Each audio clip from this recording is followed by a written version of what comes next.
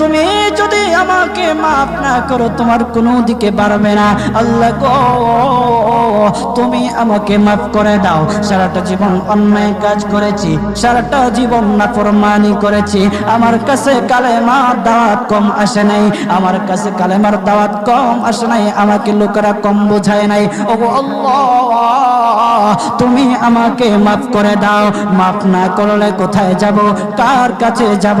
বাবা যখন মারে তখন মার কাছে আশ্রয় নেওয়া যায়, মা যখন প্রহার করে তখন বাবার কাছে আশ্রয় নেওয়া যায়।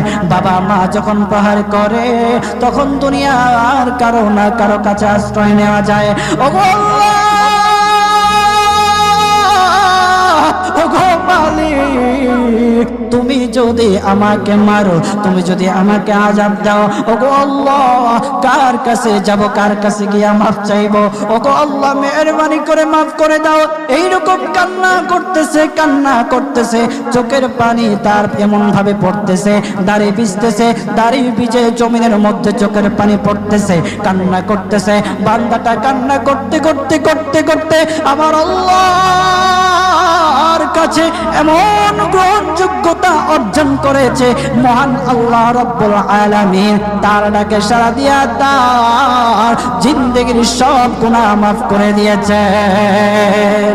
হযরত মূসা আলাইহিস সালাতু ওয়াস সালামের যুগের ঘটনা। একজন বড় পাপিষ্ঠ ছিল, জীবনে এমন কোন গুনাহ নাই যে গুনাহ সে করে নাই। তার গুনার প্রতি অতিষ্ঠ হইয়া, মানুষ তার গুনার প্রতি অতিষ্ঠ হইয়া গ্রামের লোকেরা তাকে হাত পা বেঁধে জঙ্গলের মধ্যে ফেলে দিয়ে আসে। জঙ্গলের মধ্যে থাকতে থাকে কিছুদিন থাকার পর মালাকুল মউত যখন তার সামনে এসে উপস্থিত, এর আগ মুহূর্তে সে বান্দা আল্লাহর কাছে ডেকে ডেকে বলতেছে,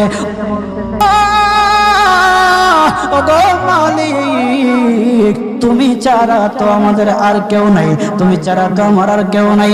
আল্লাহ গো, তুমি যদি মাফ না করো কে আমাকে মাফ করবে? তুমি যদি মাফ না করো কে আমাকে মাফ করবে? তুমি যদি আমাকে মাফ করো তাহলে তোমার কোনো দিকে কমবে না, তুমি যদি আমাকে মাফ না করো তোমার কোনো দিকে বাড়বে না। আল্লাহ গো, তুমি আমাকে মাফ করে দাও। সারাটা জীবন অন্যায় কাজ করেছি, সারাটা জীবন নাফরমানি করেছি, আমার কাছে কালেমার দাওয়াত কম আসে নাই, আমার কাছে কালেমার দাওয়াত কম আসে নাই, আমাকে লোকেরা কম বোঝায় নাই। ওগো আল্লাহ।